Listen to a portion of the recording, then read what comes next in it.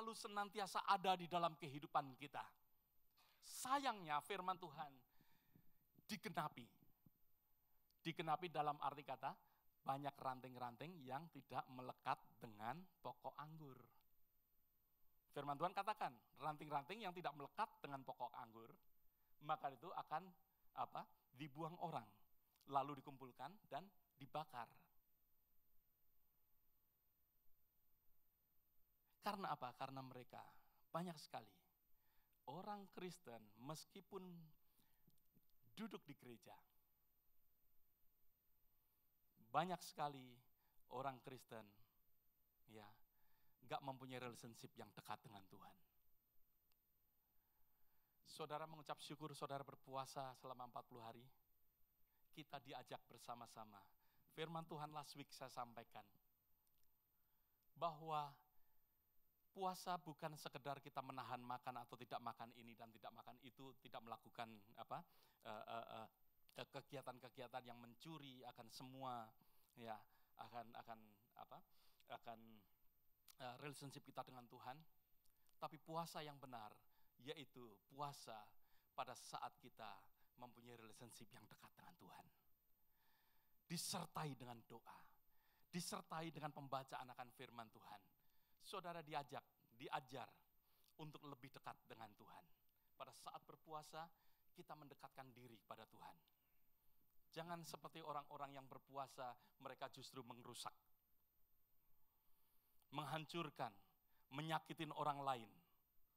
Ya, tapi puasa kita justru membawa kita untuk lebih dekat dengan Tuhan. Ada amin, saudara. Supaya relationship kita makin dekat. Maka dari itu firman Tuhan katakan, kerajaan surga, kerajaan Tuhan bukan masalah makanan dan minuman, masalah joy. Karena apa? Karena pada saat meskipun kita tidak makan dan kita tidak minum, kita mendekatkan diri dengan Tuhan, kita dekat dengan Tuhan. Joy, sukacita itu berlimpah-limpah terjadi di dalam kehidupan kita. Ada amin, saudara. Maka itu saudara akan mengalami suatu sukacita. Saudara, kalau pada saat kita mau mendekatkan diri kepada Tuhan, mempunyai sesuatu relationship, baru saudara akan mempunyai sesuatu sukacita yang dijanjikan oleh Tuhan. Sukacitaku ada dalam kamu. Yang kedua,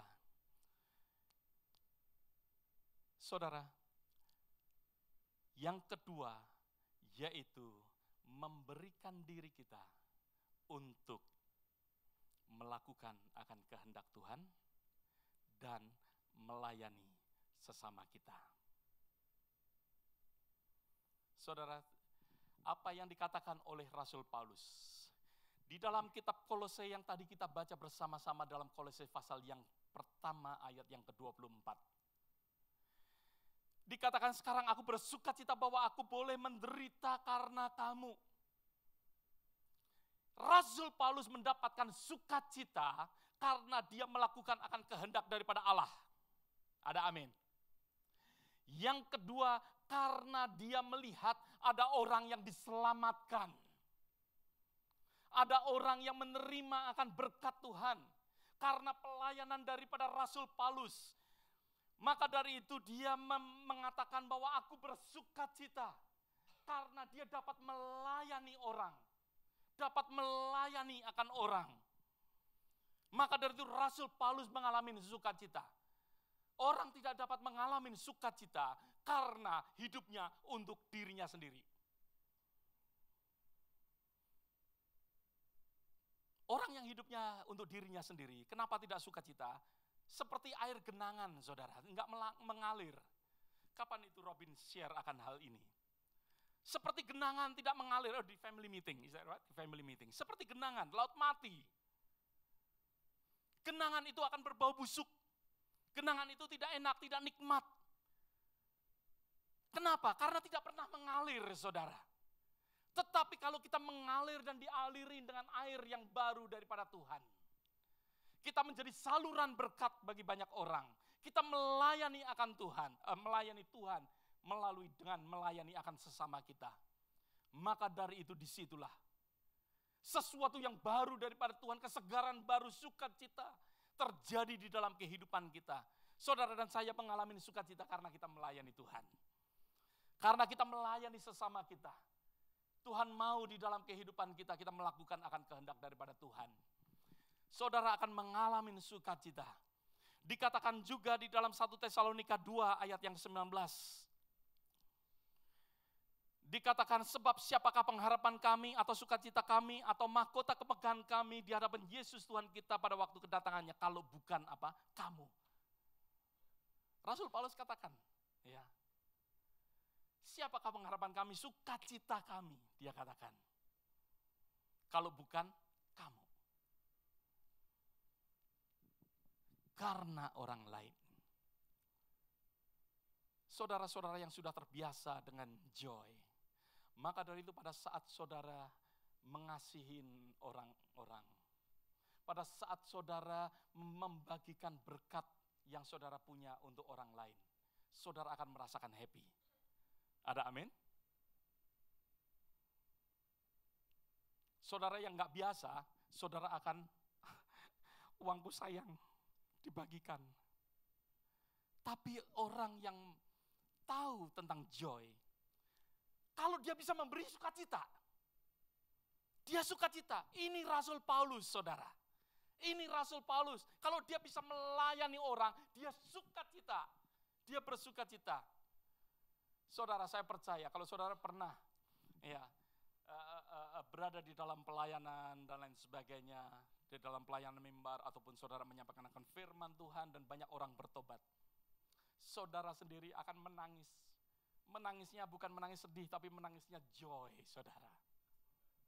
Menangis dengan bersukacita karena banyak orang bisa diselamatkan. Saya melihat orang banji di Ekuador, saudara. Di Ekuador, saya ada fotonya. Datang dalam keadaan banji. Pakai tas seperti perempuan, pakai kaos ketat sekali, ya. Modelnya kalau jalan goyang semua, ya. Maju ke depan bertobat. Saya melihat akan hal itu. Saya menangis, bersukacita. Inilah yang dialami. Doesn't matter apa yang terjadi di dalam kehidupan saudara-saudara dapat mengalami sukacita kalau saudara melakukan apa yang Tuhan mau dalam kehidupan saudara. Bagaimana Tuhan bisa memakai akan kehidupan saudara? Bagaimana saudara melayani akan orang-orang? Saudara akan bersukacita, ya, bersama dengan kasih daripada Tuhan. Yang ketiga, saudara dapat mengalami akan sukacita, yaitu pada saat saudara fokus di dalam kekekalan, bukan sesuatu yang temporary. Saudara akan mengalami sukacita kalau saudara melihat sesuatu, ya, fokus kita ini kepada sesuatu yang Rasul Paulus katakan tadi di dalam 1 Tesalonika 2. Tayangkan please, ya. 1 Tesalonika 2:19. Sebab siapakah pengharapan kami atau sukacita kami atau mahkota, ya, kemegahan kami di hadapan apa? Yesus pada waktu kedatangannya. He's preparing. Fokus dia yaitu fokus pada saat Jesus when he come. Yes, pada saat itu you. Tetapi fokusnya adalah fokus mahkota. Ada amin. Fokusnya adalah fokus mahkota. Kadangkala saya, ya, maaf dengan orang-orang yang angkatan lama gitu ya, sering nyanyi mengatakan, sering saya ketawa, ya, yang mana hartaku ada di surga dan lain sebagainya. Tapi sebenarnya, ya, hanya membuat mereka ini, ya, saya pikir hartaku ada di surga, ya, waktu saya ketawa itu, sepertinya nggak mau harta di dunia. Maka itu saya ketawain. Tetapi sebenarnya lagu ini juga membuat fokus daripada orang-orang lama dulu. Fokusnya yaitu surga, bukan yang di dunia. Bukan mereka nggak mau harta. Tetapi fokusnya surga. Fokusnya itu di sana. Maka dari itu fokus daripada Rasul Paulus tadi, ayat coba. Ya. Fokusnya yaitu mahkota yang Tuhan akan sediakan, ya, the crown, and ya, pada saat Jesus come. Itu fokus nanti. Tapi saat ini apa? You. Ada amin. Saudara bisa melihat ayat ini? Fokus kita kepada kekekalan akan membuat saudara sukacita. Fokus kita bukan yang ada di dunia, tetapi fokus kita yaitu fokus yang berada di kekekalan. Saudara, berapa banyak memperhatikan yang disampaikan oleh Pak Robin pada waktu pembukaan, atau saudara nggak datang pada waktu pembukaan gereja? Maksudnya tadi pagi. Di ayat berapa, pasal berapa, saudara ingat? Robin jangan ngomong deh. Ya, supaya semua ingat enggak gitu, atau saudara belum hadir pada saat itu.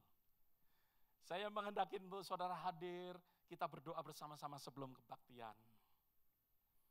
Saya sering kali katakan, agama lain aja bisa cuci kaki, cuci tangan. Berarti sebelum mereka sembahyang, sediakan waktu cuci kaki, cuci tangan, cuci muka, cuci telinga, cuci mata. Ya. Tetapi kenapa kita enggak mengadakan waktu untuk cuci juga sebelum kebaktian? Cuci hati kita. Ya. Maka dari itu pasal berapa? Kitab Revelation, kitab Wahyu. Lupa semua. Pasal 19 ayat yang ke-7.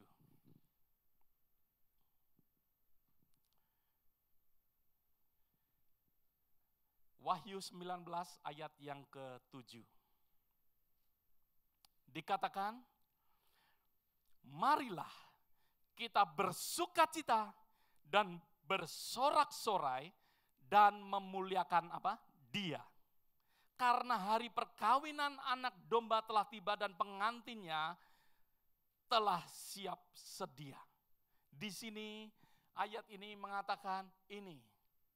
Mari kita bersukacita. Mari kita bersukacita. Ya. Fokus kita yaitu kepada wedding. Pada perkawinan akan anak domba. Pada saat saudara dan saya ready. Pada saat saudara dan saya siap. Saudara jangan siapnya nanti kalau sudah ketemu Tuhan terlambat. Harusnya sukacita itu terjadi karena kita siap today.